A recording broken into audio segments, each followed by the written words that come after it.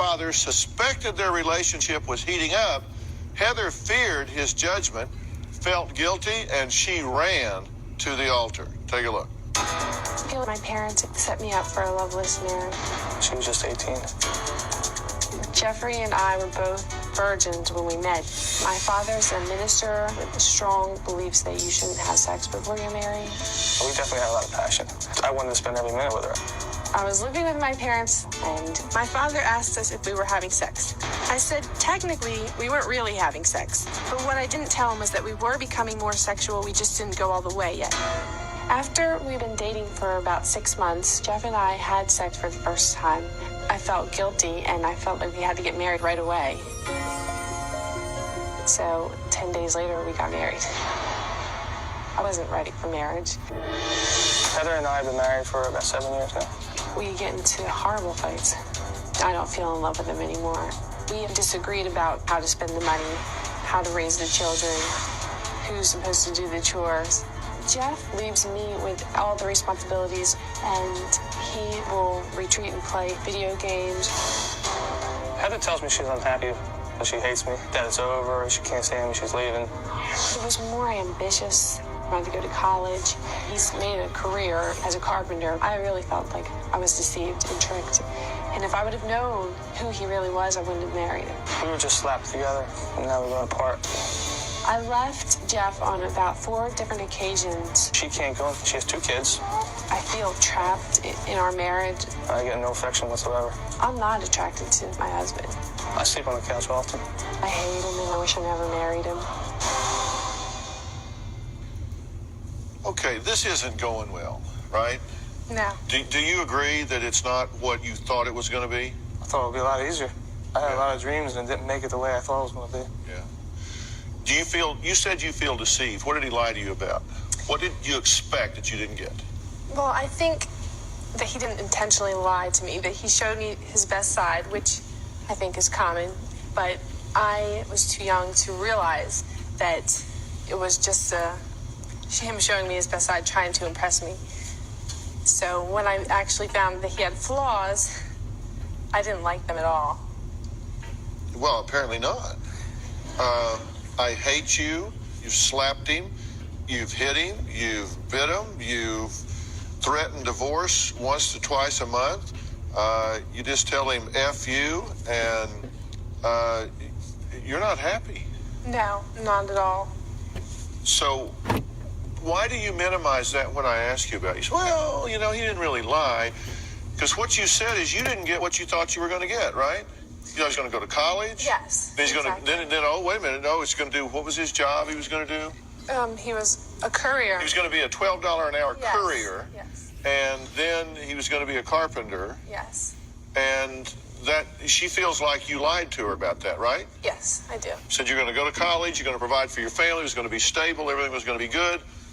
Didn't happen. Right. And So why did you get married to begin with? You said you were young, but I mean, you weren't just completely stupid. What did you not see? I wasn't stupid, but I was very naive, and I felt that as long as I was marrying the person who I was supposed to be with, and I believed in that there was one person for you, that everything would work itself out. But I was very naive, and I found out right away, you know, once I got into the real world, that was wrong, and that's not how things work. Okay, so I've got a few questions for you in a second, but my question is, if that's true, and you saw that, and you saw this isn't working like I thought it was going to work, this isn't what I thought it was going to be, why did you start having kids? I thought that Jeff would be a good father, and I thought that maybe I would admire him because he did seem like he'd be a good father. He really did. He liked kids, and... Okay, does that even make sense to you as you're saying it? No. You don't really want to deal with this, do you? Yeah, I do. She does. Because, listen, I think when you come here, if you come here and you want to work some things through and you want to get some help, you just got to be brutally honest, okay? And you know what I hear from you right now is kind of the good girl put a face on this. Okay. I mean, is that true? Yeah, probably. I mean, you're at home just screaming, F you, get out, kicking him, biting him, scratching him. But then you're sitting up here like, well, I thought perhaps he would be a good father. And, you know, given his father qualities, I thought perhaps we could work this out. Right. I mean, am I getting the same story here that you're living at home? I think that I wanted kids. I've always wanted kids since I was young. So with somebody that you were screaming that you hated. yeah. I mean, I was very impulsive. I still am. I still do things emotionally a lot of times. And Why did you do this? Why were you saying, okay, sure, you want to start having kids? Let's do it. Excuse me. Yeah, okay, no problem. You know, it was difficult because sometimes we worked really well. A lot of to people's faces, we look like a perfect couple because that's what they tell me. They're shocked when they find out we have problems. I can see why. Yes, because you come out here and you sit there like the perfect couple. But the one major attraction I had to Heather from talking to her and learning about her, I knew she was going to be the best mom I could ever find for my kids. That was an attractive feature to me. I knew I was going to fall in love with her more by seeing her and my children. I have a problem because I don't think he contributes enough to our family. I think that he takes, but he doesn't give back. What you've said is that you feel sorry for him when you look at him.